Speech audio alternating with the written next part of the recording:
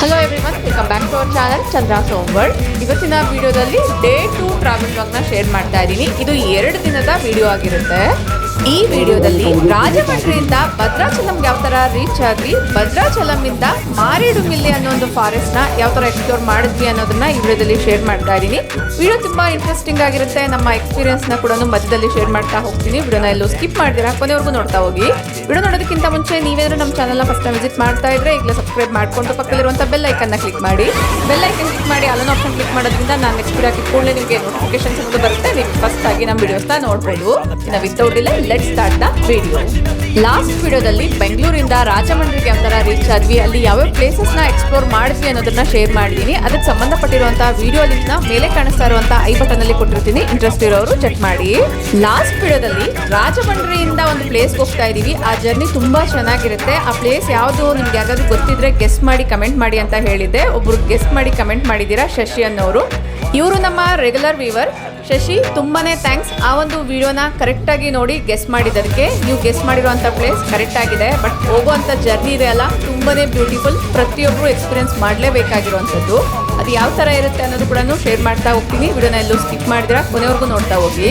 Screen observe ಮಾಡಿದ್ರೆ ರಾಜಮಂಡ್ರಿಯಿಂದ ಗಂಡಿ ಪೋಚಮ್ಮ temple ಅನ್ನೋ ಒಂದು ಪ್ಲೇಸ್ಗೆ ಈ ತರ ಬಸ್ಸಲ್ಲಿ ಹೋಗ್ಬೇಕಾಗುತ್ತೆ ಅಥವಾ ವೆಹಿಕಲ್ ಮುಖಾಂತರ ಹೋಗ್ಬೇಕಾಗುತ್ತೆ. ನೆಕ್ಸ್ಟ್ ಅಲ್ಲಿಂದ ಬೋಟಿಂಗ್ ಅನ್ನೋದು ಸ್ಟಾರ್ಟ್ ಆಗುತ್ತೆ.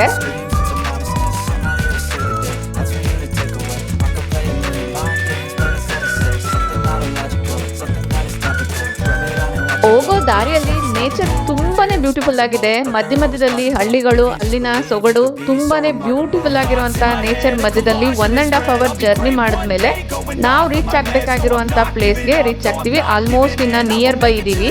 ಈ ಬೆಟ್ಟಗಳ ಮಧ್ಯದಲ್ಲಿ ಒಂದು ಪ್ಲೇಸ್ ಅನ್ನೋದು ಬರುತ್ತೆ. ಇಲ್ಲಿ ಪವರ್ಗೆ ಸಂಬಂಧಪಟ್ಟಿರುವಂತ ವರ್ಕ್ಸ್ ನಡೀತಾ ಇದೆ. ತುಂಬಾ ಹೆವಿ ಆಗಿರುವಂತ ಪವರ್ ನ ಇಲ್ಲಿ ಜನರೇಟ್ ಮಾಡ್ತಾರೆ ಬರುವಂತ ದಿನಗಳಲ್ಲಿ ಅಂತ ಹೇಳ್ತಾ ಇದ್ರು. ಸೊ ಅದರಿಂದ ಇಲ್ಲಿ ರೋಡ್ ಅಷ್ಟು ಚೆನ್ನಾಗಿಲ್ಲ, ತುಂಬಾ ಡಸ್ಟಿ ಆಗಿತ್ತು. ಇಲ್ಲಿಂದ ಒಂದು 500 ಮೀಟರ್ ಅಷ್ಟು ಮುಂದೆ ನಡ್ಕೊಂಡು ಹೋಗ್ಬೇಕಾಗತ್ತೆ. ಅಲ್ಲಿ ಆಟೋ ಫೆಸಿಲಿಟೀಸ್ ಕೂಡ ಇದೆ. ಲಗೇಜ್ ಜಾಸ್ತಿ ಇದ್ರಿಂದ ಆಟೋ ಅಲ್ಲಿ ಬೋಟಿಂಗ್ ಪಾಯಿಂಟ್ ಗೆ ರೀಚ್ ಆದ್ವಿ. ಆಕ್ಚುಲಿ ಎಕ್ಸಾಕ್ಟ್ ಬೋಟಿಂಗ್ ಪಾಯಿಂಟ್ ಈ ತರ ಇಲ್ಲ, ಬಟ್ ನಿಮ್ಗೆ ಒಂದು ಐಡಿಯಾ ಬರ್ಲಿ ಅನ್ನೋದ್ರಿಂದ ಬೇರೆ ಪಿಕ್ಚರ್ನ ಇಲ್ಲಿ ಟ್ಯಾಗ್ ಮಾಡಿದೀನಿ.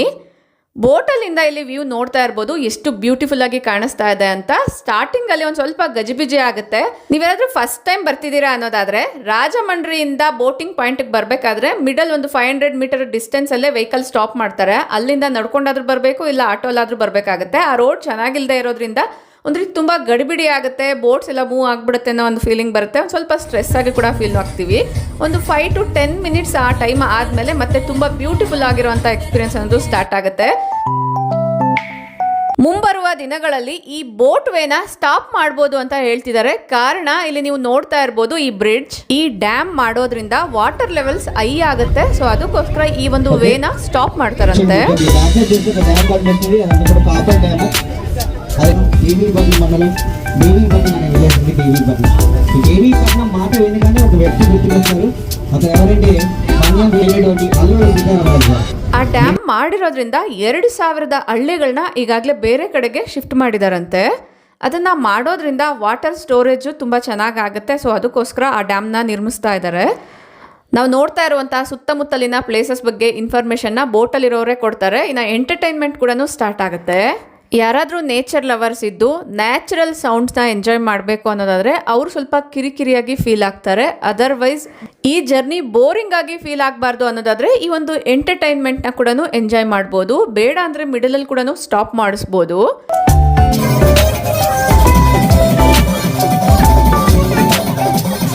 ನೀವೇನಾದರೂ ಮಕ್ಕಳ ಜೊತೆ ಜರ್ನಿ ಮಾಡ್ತಿದ್ರೆ ಎಂಟರ್ಟೈನ್ಮೆಂಟ್ ಅನ್ನೋದು ಬೋಟಲ್ಲೇ ಸಿಕ್ಬಿಡುತ್ತೆ. ನೀವೇನಾದರೂ ನೇಚರ್ ಲವರ್ ಆಗಿದ್ರೆ ಒಂದು ಕಡೆ ಸೈಲೆಂಟ್ ಆಗಿ ಕೂತ್ಕೊಂಡು ಸುತ್ತಮುತ್ತಲಿನ ವಾತಾವರಣ, ಆ ಒಂದು ನೇಚರ್ನ ಎಂಜಾಯ್ ಮಾಡ್ಬೋದು. ತಣ್ಣಗಿನ ಗಾಳಿ, ತುಂಬಾ ಬ್ಯೂಟಿಫುಲ್ ಆಗಿರುವಂಥ ಫೀಲಿಂಗ್ ಎಕ್ಸ್ಪೀರಿಯನ್ಸ್ ಮಾಡೋರ್ಗೆ ಮಾತ್ರನೇ ಗೊತ್ತಾಗುತ್ತೆ. ಬೆಟ್ಟಗಳ ಮಧ್ಯದಲ್ಲಿ ನೀರಿನ ನಡುವೆ ಈ ಥರ ಮ್ಯೂಸಿಕ್ ಜೊತೆಗೆ ಕೂಡ ಎಂಜಾಯ್ ಮಾಡ್ಬೋದು. ಇಲ್ಲಿ ಸುತ್ತಮುತ್ತಲಿನ ಟ್ರೈಬಲ್ ಪೀಪಲ್ ಟ್ರಾನ್ಸ್ಪೋರ್ಟೇಷನ್ಗೋಸ್ಕರ ಈ ಥರ ಪುಟ್ಟದಾಗಿರುವಂಥ ಬೋಟುಗಳನ್ನ ಯೂಸ್ ಮಾಡ್ತಿದ್ದಾರೆ. ಬೋಟಿಂಗ್ ಸ್ಟಾರ್ಟ್ ಆಗಿ 10 to 15 ಮಿನಿಟ್ಸಲ್ಲೇ ಎಲ್ಲ ರೀತಿಯ ಫೋನ್ ನೆಟ್ವರ್ಕ್ಸ್ ಬಂದ್ ಆಗ್ಬಿಡುತ್ತೆ. ಇನ್ನು ಈ ಪ್ಲೇಸ್ಗೆ ಬರುವಾಗ ಫೋನ್ ಫುಲ್ ಚಾರ್ಜ್ ಮಾಡಿ ಇಟ್ಕೊಳ್ಳಿ. ಈ ಪ್ಲೇಸ್ ಫುಲ್ಲು ಎಕ್ಸ್ಪ್ಲೋರ್ ಮಾಡಿ ಫೋಟೋಸ್ ವಿಡಿಯೋಸ್ ತೆಗಿಬೇಕು ಅಂದರೆ ಒಂದು ಫೋನಲ್ಲಿರುವಂಥ ಬ್ಯಾಟ್ರಿ ಸಾಕಾಗೋದೇ ಇಲ್ಲ. ಅಷ್ಟೊಂದು ನೇಚರ್ ಬ್ಯೂಟಿಫುಲ್ ಆಗಿರುತ್ತೆ. ವಿಡಿಯೋಸ್ ಫೋಟೋಸ್ ತೆಗಿತಾ ಎಲ್ಲರ ಫೋನಲ್ಲೂ ಕೂಡ ಆಲ್ಮೋಸ್ಟ್ ಚಾರ್ಜಿಂಗ್ ಅನ್ನೋದು ತುಂಬಾ ಕಡಿಮೆ ಆಗಿಬಿಡುತ್ತೆ. ಇನ್ನು ಈ ಬೋಟ್ ಯಾವ ಥರ ಇದೆ ಅಂತ ನೋಡೋಣವಾ. ಇಷ್ಟೊತ್ತು ನನ್ನ ಮೇಲೆ ಇದ್ದೆ, ಈಗ ಕೆಳಗಡೆ ಇಳಿದು ಬರ್ತಾ ಇದ್ದೀನಿ. ಇಲ್ಲಿ ನೀವು ನೋಡ್ತಾ ಇರ್ಬೋದು. ಇನ್ನು AC ಬೇಕು ಅಂದರೆ ಈ ಥರ ಕೆಳಗಡೆ ಬಂದು ಕೂಡ ಕೂತ್ಕೊಳ್ಬೋದು. ಇಲ್ಲಿಂದ ಕೂಡ ವ್ಯೂ ಅನ್ನೋದು ತುಂಬ ಚೆನ್ನಾಗಿ ಕಾಣಿಸುತ್ತೆ. ಬಟ್ ಇದು ಕ್ಲೋಸ್ಡ್ ಆಗಿರುತ್ತೆ. ಎಂಟರ್ಟೈನ್ಮೆಂಟ್ ಬೇಕು ಅನ್ನೋದಾದರೆ ಮೇಲೆ ಹೋಗಿ ಕೂತ್ಕೊಳ್ಬೇಕಾಗತ್ತೆ.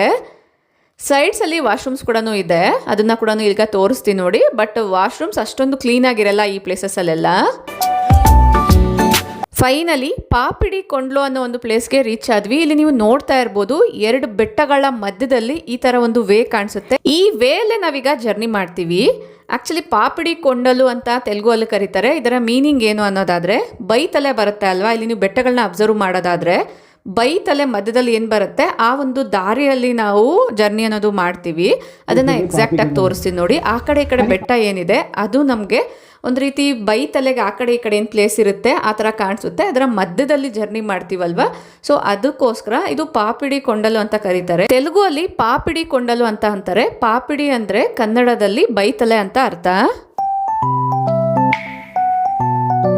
ಇಲ್ಲಿ ಜಸ್ಟ್ ಒಂದು ಬೋಟ್ ಮಾತ್ರನೇ ಅಲ್ಲ, ಸುಮಾರಷ್ಟು ಬೋಟ್ಸ್ ಜರ್ನಿ ಮಾಡ್ತಾ ಇರುತ್ತೆ. ಇನ್ನು ಇದನ್ನ ಪ್ಯಾಕೇಜ್ ಮುಖಾಂತರ ನಾವು ಬುಕ್ ಮಾಡ್ಕೊಳ್ಬೋದು. ಈವನ್ ರಾಜಮಂಡ್ರಿ ನಾವು ಯಾವ ಪ್ಲೇಸಲ್ಲಿ ಇರ್ತೀವೋ ಅಲ್ಲಿಂದ ಭದ್ರಾಚಲಂ ಟೆಂಪಲ್ ಹತ್ರ ರೀಚ್ ಆಗೋವರೆಗೂ ಏನು ಟ್ರಾನ್ಸ್ಪೋರ್ಟೇಷನ್ ಇರುತ್ತೆ, ಅದು ವೆಹಿಕಲ್ ಇರ್ಬೋದು, ಬೋಟ್ ಇರ್ಬೋದು, ಎಲ್ಲ ಕೂಡ ಪ್ಯಾಕೇಜಲ್ಲೇ ಇನ್ಕ್ಲೂಡ್ ಆಗಿರುತ್ತೆ ವಿತ್ ಫುಡ್ ಕೂಡ.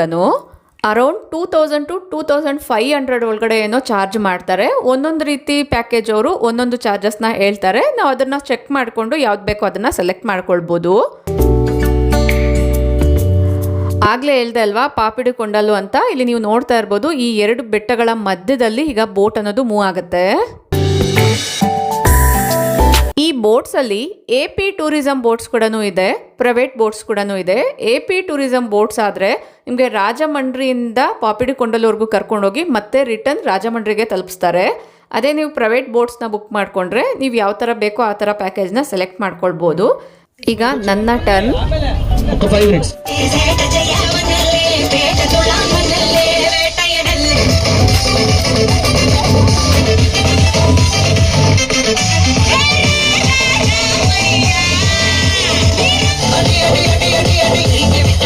ಬೋಟಲ್ಲಿರೋ ಪ್ರತಿಯೊಬ್ಬರು ಕೂಡ ಯಾವುದಾದ್ರೂ ಒಂದು ಆಕ್ಟಿವಿಟಿಯಲ್ಲಿ ಪಾರ್ಟಿಸಿಪೇಟ್ ಮಾಡೋ ಥರ ನೋಡ್ಕೊಳ್ತಾರೆ.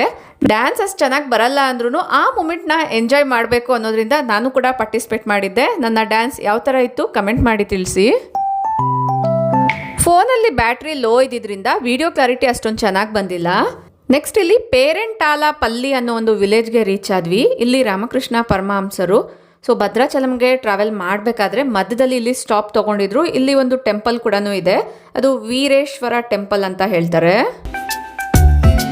ಇನ್ನು AP ಟೂರಿಸಂ ಬೋಟ್ ಬುಕ್ ಮಾಡ್ಕೊಂಡಿರೋರು ರಾಜಮಂಡ್ರಿಯಿಂದ ಈ ಪ್ಲೇಸ್ವರೆಗೂ ಕರ್ಕೊಂಬಂದು ಮತ್ತೆ ರಿಟರ್ನ್ ಇಲ್ಲಿಂದ ರಾಜಮಂಡ್ರಿಗೆ ಹೋಗುತ್ತೆ.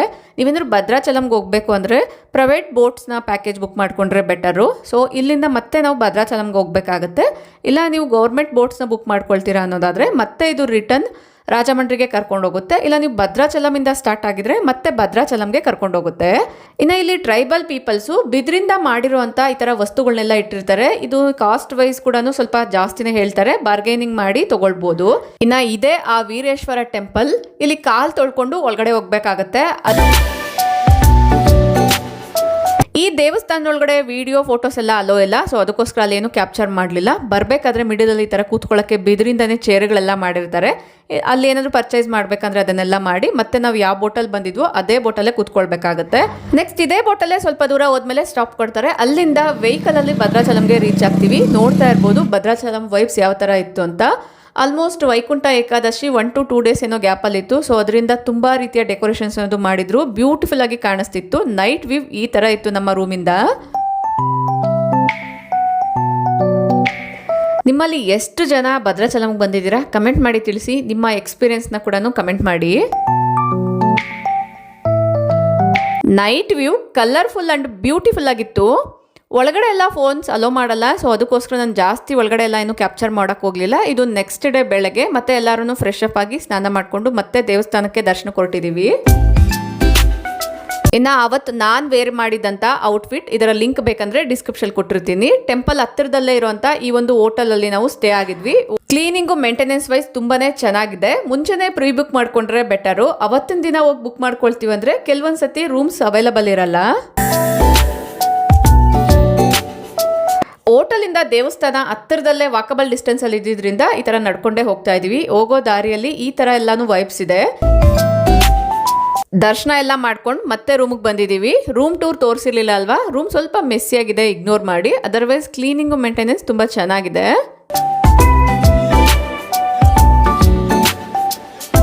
ಬಾಲ್ಕನಿ ಕೂಡ ಕೊಟ್ಟಿದ್ದಾರೆ. ನಾನು ನೈಟಲ್ಲಿ ಗೋಪುರದ ವ್ಯೂ ತೋರಿಸ್ದೆ ಅಲ್ವಾ, ಸೊ ಅದು ಇಲ್ಲಿಂದ ಶೂಟ್ ಮಾಡಿರೋ ಅಂಥದ್ದೇ. ಹೋಟೆಲ್ ಚೆಕ್ಔಟ್ ಮಾಡಿ ಮಾರೇಡುಮಿಲ್ಲಿ ಅನ್ನೋ ಒಂದು ಫಾರೆಸ್ಟ್ ಕೊಟ್ಟಿದ್ದೀವಿ. ಇಲ್ಲಿಂದ ಜರ್ನಿ ಯಾವ ಥರ ಇರುತ್ತೆ, ಅಲ್ಲಿ ಎಲ್ಲೆಲ್ಲಿ ಸ್ಟಾಪ್ ತೊಗೊಂಡಿದ್ವಿ ಅದನ್ನು ಕೂಡ ಶೇರ್ ಮಾಡ್ತಾ ಹೋಗ್ತೀನಿ. ವಿಡಿಯೋನ ಎಲ್ಲೂ ಸ್ಕಿಪ್ ಮಾಡ್ತೀರಾ, ಕೊನೆವರೆಗೂ ನೋಡ್ತಾ ಹೋಗಿ. ನಾವು ಹೋಗಿದ್ದಂಥ 8 ದಿನದಲ್ಲಿ ಇವತ್ತಿನ ದಿನ ಮಾತ್ರನೇ ಈ ಒಂದು ಫಾರೆಸ್ಟ್ ಏರಿಯಾದಲ್ಲಿ ನಾವು ಎಕ್ಸ್ಪೆಕ್ಟ್ ಮಾಡ್ದಂಗೆ ಒಂದು ಎಕ್ಸ್ಪೀರಿಯನ್ಸ್ ನಡೀತು. ಅದು ಏನು ಅನ್ನೋದು ಕೂಡ ಶೇರ್ ಮಾಡ್ತಾ ಹೋಗ್ತೀನಿ.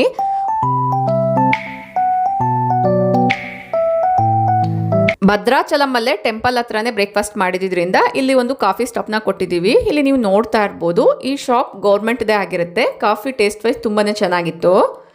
ಅಲ್ಲೇ ಈ ಥರ ಬ್ಯೂಟಿಫುಲ್ ಆಗಿರುವಂಥ ಫ್ಲವರ್ ಪ್ಲಾಂಟ್ಸ್ ಕೂಡ ಇತ್ತು. ಅದನ್ನು ಕೂಡ ಕೆಲವೊಂದು ಕ್ಲಿಪ್ಪಿಂಗ್ಸ್ನ ತೋರಿಸ್ತಾ ಇದ್ದೀನಿ. ಇಲ್ಲಿಂದ ಕೆಲವೊಂದು ಹೂವಿನ ಬೀಜಗಳನ್ನ ಕೂಡ ತಂದಿದ್ದೀನಿ. ಅದೇನಾದರೂ ಜರ್ಮಿನೇಟ್ ಆದರೆ ಅದನ್ನು ಕೂಡ ಕಮಿಂಗ್ ವಿಡಿಯೋಸಲ್ಲಿ ತೋರಿಸ್ತೀನಿ. ಅಬ್ಸರ್ವ್ ಮಾಡ್ತಾ ಇದ್ದೀರಲ್ವಾ, ಫಾರೆಸ್ಟ್ ವ್ಯೂ ತುಂಬಾ ಬ್ಯೂಟಿಫುಲ್ ಆಗಿರುತ್ತೆ. ಇನ್ನು ಎಷ್ಟೇ ಬಿಸಿಲಿದ್ರೂ ಕೂಡ ನಮಗೆ ಆ ಒಂದು ಹ್ಯುಮಿಡಿಟಿ ಅನ್ನೋದು ಗೊತ್ತೇ ಆಗಲಿಲ್ಲ. ಮಧ್ಯದಲ್ಲಿ ಎಲ್ಲಾದರೂ ಸ್ಟಾಪ್ ಕೊಟ್ಟು ಕೆಳಗಡೆ ಇಳಿದಾಗ ತುಂಬ ಹ್ಯುಮಿಡ್ ಫೀಲ್ ಆಗ್ತಿದ್ವಿ. ಬಟ್ ಈ ಥರ ನಾವು ಜರ್ನಿ ಮಾಡಬೇಕಾದ್ರೆ ತುಂಬ ತಣ್ಣಗಿರುವಂಥ ಗಾಳಿ ಬರ್ತಿತ್ತು.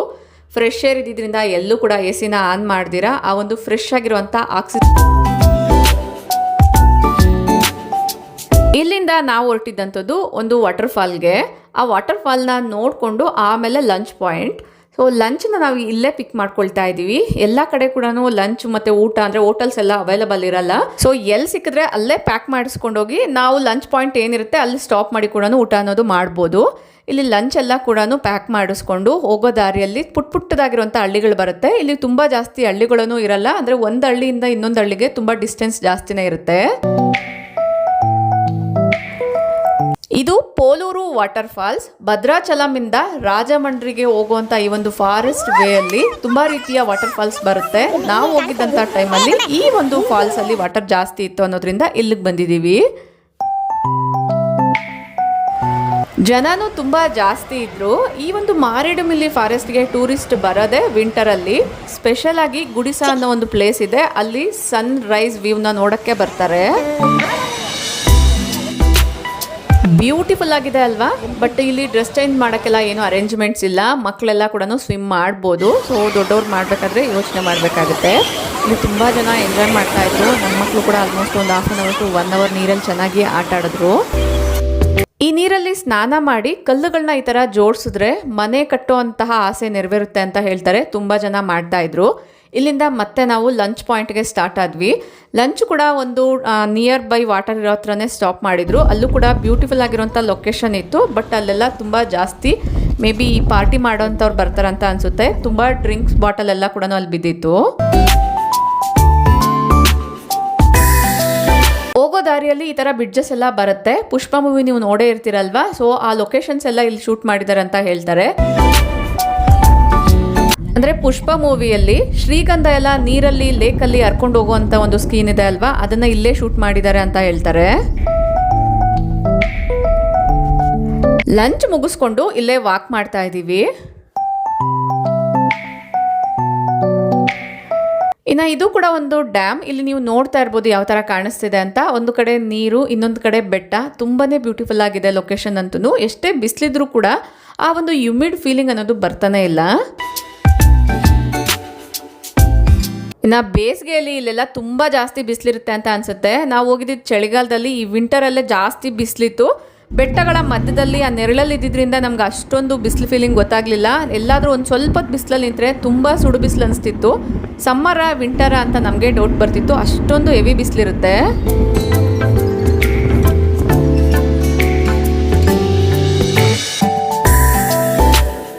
ಜರ್ನಿ ಮಾಡ್ತಾನೆ ಒಂದು ಶಾಪಿಂಗ್ ಪಾಯಿಂಟ್ ಕೂಡ ಬಂದ್ವಿ. ಇದು ತುಳಸಿ ಪಾಕ ಅನ್ನೋ ಒಂದು ವಿಲೇಜು. ಇಲ್ಲಿ ತುಂಬ ರೀತಿಯ ಆರ್ಗ್ಯಾನಿಕ್ ವಸ್ತುಗಳು ಸಿಗುತ್ತೆ. ಅದರಲ್ಲಿ ನೀವು ತುಂಬ ಜನ ಕೇಳ್ತಾ ಇರ್ತೀರಲ್ವಾ, ಸೋಪ್ ನಟ್ಸ್ ನೀವು ಎಲ್ಲಿಂದ ತೊಗೊಳ್ತೀರಾ ಅಂತೆಲ್ಲ ಕೂಡ ನಾನು ಅದನ್ನು ಆನ್ಲೈನಲ್ಲಿ ತರಿಸ್ಕೊಳ್ತೀನಿ. ಈ ಒಂದು ಪ್ಲೇಸಲ್ಲಿ ಆರ್ಗ್ಯಾನಿಕ್ ಫಾರ್ಮಿಂಗಲ್ಲಿ ಬೆಳೆದಿರುವಂಥ ಸೀಗೆಕಾಯಿ, ಅಂಟುವಾಳದ ಕಾಯಿ ಮತ್ತು ಕೆಲವೊಂದು ಹರ್ಬ್ಸ್ ಎಲ್ಲ ಕೂಡ ಸಿಗುತ್ತೆ. ಇಲ್ಲಿ ನೀವು ನೋಡ್ತಾ ಇರ್ಬೋದು ತುಂಬ ರೀತಿಯ ಕಾಳುಗಳನ್ನ ಕೂಡ ಇಟ್ಟಿದ್ದಾರೆ. ಇದು ಬಂದು ಆಮ್ಲ, ಡ್ರೈ ಆಮ್ಲ ಬರುತ್ತೆ ಅಲ್ವಾ ಅದು. ಇನ್ನು ಮಕ್ಕಳಿಗೆ ಗ್ರಂಥಗಿ ಅಂಗಡಿಯಲ್ಲಿ ಕೆಲವೊಂದು ವಸ್ತುಗಳೆಲ್ಲ ತೊಗೊಳ್ತಿರ್ತೀವಿ, ಕೆಮ್ಮಿಗೆ ಕಾಫ್ಗೆಲ್ಲ ಕೂಡ ಆ ವಸ್ತುಗಳು ಕೂಡ ಇಲ್ಲಿ ಅವೈಲಬಲ್ ಇತ್ತು. ಇನ್ನು ಬಜೆಟ್ ವೈಸ್ ಹೇಳೋದಾದರೆ ಇಲ್ಲಿ ಕಾಸ್ಟ್ ಕೂಡ ಸ್ವಲ್ಪ ಲೋ ಆಗೇ ಇತ್ತು. ನಾವು ಕೆಲವೊಂದು ಇಂಗ್ರೀಡಿಯೆಂಟ್ಸ್ನ ಮಾತ್ರನೇ ಪರ್ಚೇಸ್ ಮಾಡಿ ಫ್ಲೈಟಲ್ಲಿ ಜರ್ನಿ ಮಾಡೋದ್ರಿಂದ ವೆಯ್ಟ್ ಎಲ್ಲ ಚೆಕ್ ಮಾಡಿಕೊಂಡು ಕೆಲವೊಂದು ಇಂಗ್ರೀಡಿಯೆಂಟ್ಸ್ನ ಮಾತ್ರನೇ ಪರ್ಚೇಸ್ ಮಾಡಿದ್ವಿ. ಸಬ್ಜಾ ಸೀಡ್ಸು, ಚಿಯಾ ಸೀಡ್ಸು ಎಲ್ಲ ಕೂಡ 4 kgಗೆ 70 ರಿಂದ 75 ರೂಪಾಯಲ್ಲೇ ಸಿಗ್ತಿತ್ತು. ಇವ್ರ ಹತ್ರ ಆನ್ಲೈನಲ್ಲಿ ಕೂಡ ಅವೈಲಬಲ್ ಇದೆ ಅಂತೆ. ಬಟ್ ಆನ್ಲೈನಲ್ಲಿ ಸೇಮ್ ರೇಟೇ ಬೀಳುತ್ತೆ. ಆ ಒಂದು ಡೆಲಿವರಿ ಚಾರ್ಜಸ್ ಏನಿರುತ್ತೆ ಅದು ಎಕ್ಸ್ಟ್ರಾ ಪೇ ಮಾಡಬೇಕಂತೆ. ಸೋಪ್ ನಟ್ಸ್ ಕ್ವಾಲಿಟಿ ವೈಸ್ ಅಷ್ಟೊಂದು ಚೆನ್ನಾಗಿರಲಿಲ್ಲ. ಮೇ ಬಿ ಇದು ಆರ್ಗ್ಯಾನಿಕ್ ಫಾರ್ಮಿಂಗಲ್ಲಿ ಮಾಡಿರೋದಂತ ಅನಿಸುತ್ತೆ. ಅದಕ್ಕೋಸ್ಕರ ಸ್ವಲ್ಪ ಶ್ರಿಂಕ್ ಆಗಿತ್ತು. ನೋಡೋಣ ಅಂತ ನಾನು ಒಂದು ಅರ್ಧ kg ಅಷ್ಟು ಪರ್ಚೇಸ್ ಮಾಡಿದ್ದೆ. ಫಾರೆಸ್ಟ್ ಏರಿಯಾ ಆದ್ರೂ ರೋಡ್ಸ್ ತುಂಬಾನೇ ಚೆನ್ನಾಗಿದೆ. ಜರ್ನಿ ಕೂಡ ಸ್ವಲ್ಪ ಜಾಸ್ತಿ ಟೈಮೇ ಹಿಡಿಸುತ್ತೆ. ಇಲ್ಲೆಲ್ಲ ನಕ್ಸಲೇಟ್ ಕೂಡ ಇರ್ತಾರೆ ಅಂತ ಹೇಳ್ತಾರೆ. ನೈಟ್ ಟೈಮಲ್ಲಿ ಜರ್ನಿ ಮಾಡೋದು ಅಷ್ಟೊಂದು ಸೇಫ್ ಅಲ್ಲ. ಕತ್ಲ ಆಗಸ್ಟಲ್ಲಿ ನಾವು ರೂಮ್ ಹತ್ರ ರೀಚ್ ಆಗಬೇಕಾಗಿತ್ತು. ಇನ್ನು ಸ್ವಲ್ಪ ಗಾರ್ಡ್ ಸೆಕ್ಷನ್ ಕೂಡ ಇತ್ತು. ನಮ್ಮ ಧರ್ಮಸ್ಥಳ ಶಿವಮೊಗ್ಗ ಕಡೆ ಇರೋ ಅಷ್ಟು ಗಾರ್ಡ್ ಸೆಕ್ಷನ್ ಏನಿರಲಿಲ್ಲ. ಬಟ್ ರೋಡ್ಸು ಮತ್ತು ಅದೆಲ್ಲ ನೇಚರ್ ಎಲ್ಲ ಕೂಡ ಅದೇ ಥರ ಅನಿಸ್ತಿತ್ತು. ಫೈನಲಿ ಮಾರೇಡಿ ಮಿಲ್ಲೆ ಅನ್ನೋ ಒಂದು ಊರಿಗೆ ಬಂದ್ವಿ. ಇಲ್ಲಿ ನಾವು ಬುಕ್ ಮಾಡ್ಕೊಂಡಿದ್ದಂಥದ್ದು 7 ಹಿಲ್ಸ್ ಅನ್ನೋ ಒಂದು ರೆಸಾರ್ಟು. ಇದು ವಿಲ್ಲಾ ಅಂತ ಹೇಳ್ತಾರೆ, ಬಟ್ ಕ್ವಾಲಿಟಿ ಮತ್ತು ಮೇಂಟೆನೆನ್ಸ್ ವೈಸ್ ಅಷ್ಟೊಂದು ಚೆನ್ನಾಗಿಲ್ಲ. ತೀರಾ ಕಡಿಮೆ ಮೇಂಟೆನೆನ್ಸ್ ಅನ್ನೋದು ಇದೆ. ಮತ್ತು ನಮ್ಗೆ ಬೇಕಾಗಿದ್ದಂಗೆ ಫುಡ್ಡು ಮತ್ತು ಕಾಫಿ, ಟೀ ಅದೆಲ್ಲ ಕೂಡ ಅವೈಲಬಲ್ ಇರಲ್ಲ. ರೂಮ್ ಯಾವ ಥರ ಇದೆ ಅಂತ ತೋರಿಸ್ತಾ ಇದ್ದೀನಿ. ಇಲ್ಲಿ ನೀವು ನೋಡ್ತಾ ಇರ್ಬೋದು. ಈ ಒಂದು ವಿಲ್ಲಾಗೆ 10,000 ಏನೋ ಪೇ ಮಾಡಿಸ್ಕೊಂಡಿದ್ದಾರೆ. ಅಬ್ಸರ್ವ್ ಮಾಡಿದ್ರೆ 2 ರೂಮ್ಸ್ ಕೊಟ್ಟಿರ್ತಾರೆ. 2 ರೂಮಲ್ಲೂ ಕೂಡ ಒಂದು ರೂಮಲ್ಲಿ ಒಂದೇ ಕಾಟ್ ಇರುತ್ತೆ, ಇನ್ನೊಂದು ರೂಮಲ್ಲಿ ಡಬಲ್ ಕಾಟ್ ಇರುವಂಥದ್ದು. ಕ್ಯಾಂಪ್ ಫೈರ್ ಕೂಡ ಇತ್ತು. ಅದ್ರ ಜೊತೆಗೆ ಇಲ್ಲಿನ ಸ್ಪೆಷಲ್ ಬ್ಯಾಂಬೂ ಬಿರಿಯಾನಿ ಮತ್ತು ಒಂದು ಚಿಕನ್ ಫ್ರೈ ಕೂಡ ಕೊಟ್ಟಿದ್ರು. ಬ್ಯಾಂಬೂ ಒಳಗಡೆನೆ ಹಾಕ್ಬಿಟ್ಟು ಇದನ್ನೆಲ್ಲ ಕುಕ್ ಮಾಡಿರ್ತಾರೆ. ಟೇಸ್ಟ್ ವೈಸ್ ಚೆನ್ನಾಗಿತ್ತು ಫುಡ್ ಅಂತೂ. ಇದು ನೆಕ್ಸ್ಟ್ ಡೇ ಮಾರ್ನಿಂಗ್. ಇಲ್ಲಿಂದ ಮತ್ತೆ ನಾವು ರಾಜಮಂಡ್ರಿಗೆ ರೀಚ್ ಆಗ್ತಾ ಇದ್ದೀವಿ. ಅಲ್ಲಿಂದ ಬೇರೆ ಪ್ಲೇಸಸ್ನ ಕೂಡ ಎಕ್ಸ್ಪ್ಲೋರ್ ಮಾಡ್ತೀವಿ. ನಿಯರ್ ರಾಜಮಂಡ್ರಿ ಪಂಚರಾಮ ಕ್ಷೇತ್ರಗಳು ಕೂಡ ಇದೆ. ಅಲ್ಲಿನ ಕೆಲವೊಂದು ಕ್ಷೇತ್ರಗಳಿಗೆ ನಾವು ಕೂಡ ವಿಸಿಟ್ ಮಾಡಿದ್ವಿ. ಅದನ್ನೆಲ್ಲ ಶೇರ್ ಮಾಡ್ತಾ ಹೋಗ್ತೀನಿ. ನಾವು ಸ್ಟೇ ಆಗಿದ್ದಂಥ ಹೋಟೆಲ್ಲು ಈ ಥರ ಕಾಣಿಸ್ತಾ ಇದೆ.